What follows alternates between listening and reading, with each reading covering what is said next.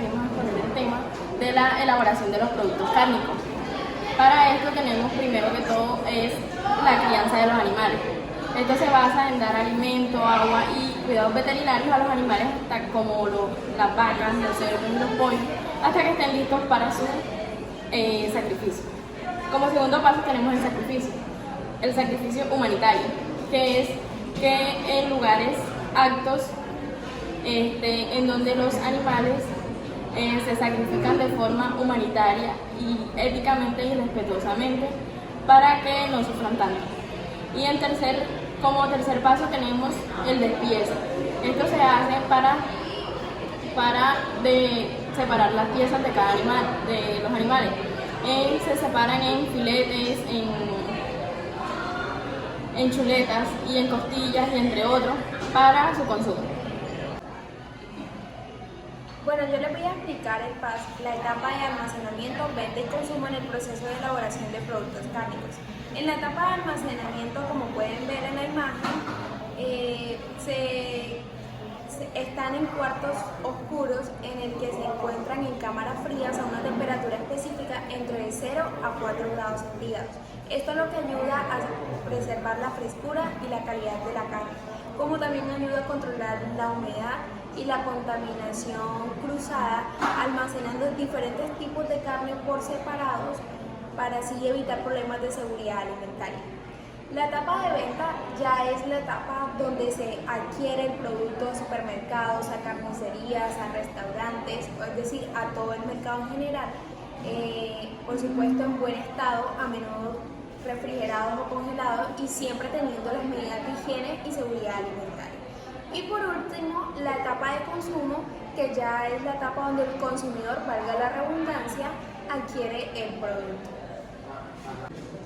Listo, luego de explicar un poco lo que fue el proceso de elaboración de los cárnicos, vamos a explicar un poco más en profundidad lo que viene siendo el paso a paso de la elaboración de embutidos.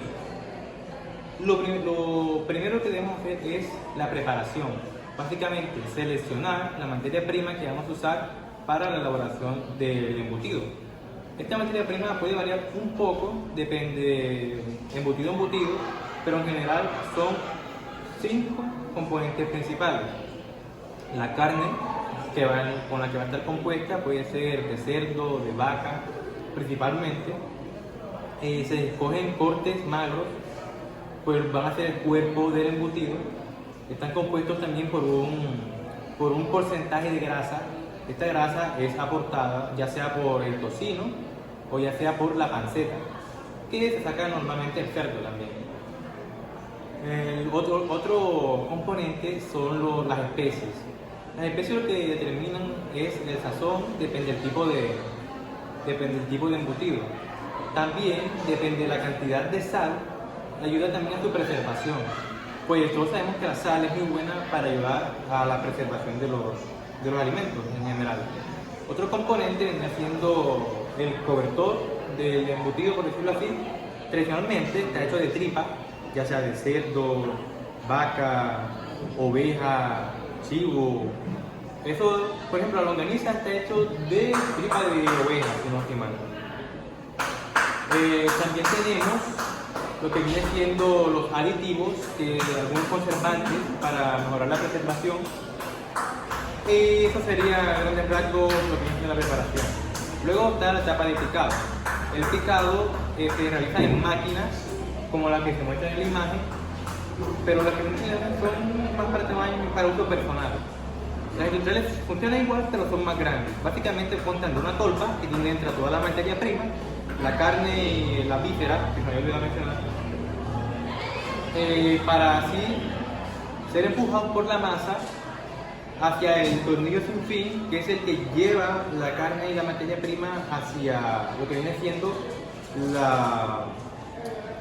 la cuchilla. La cuchilla es la que rebana, la que pica la carne, y su densidad, su espesor, su fineza es determinada por el disco que tiene los pequeños orificios por donde sale la carne, que es lo que vemos en la imagen, que se ve como un corte así, como la carne saliendo en tiritas. Por último, está el amasado, que se hace en una máquina que es básicamente una tolva grande, con un eje en el centro, como se muestra en la imagen. Tiene dos o más aspas que al girar van mezclando los ingredientes, la carne, mezclan la grasa, mezclan las especies, con el fin de crear una masa uniforme. Cabe recalcar que todo esto se debe hacer a una temperatura, o sea, la carne debe estar refrigerada a una temperatura más o menos de 9 grados hacia abajo, para evitar pérdidas en lo que viene siendo la consistencia y en los jugos de la carne. Embutido. Una vez que ya está preparada la masa, está lista para el proceso de llenado o embutido. Esto se hace por medio de máquinas embutidoras con una boquilla rígida, pero no muy larga, que afecte el calentamiento correcto de la masa. Bueno, para que este proceso se considere exitoso, es necesario considerar algunos aspectos importantes.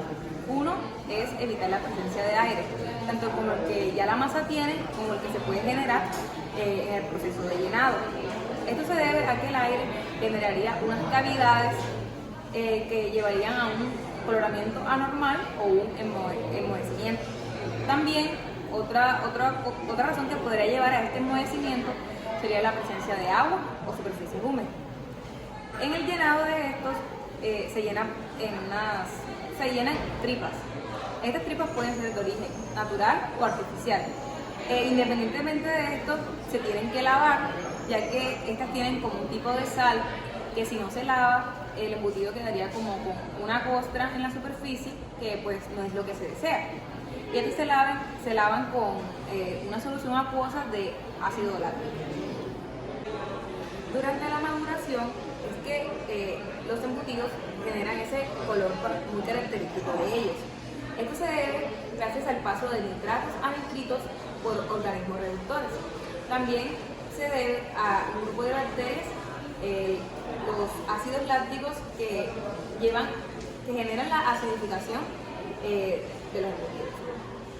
También la maduración, la temperatura oscila entre muy bajas, entre 5 y 15 grados centígrados, o muy altas, de 22 a 27 grados centígrados.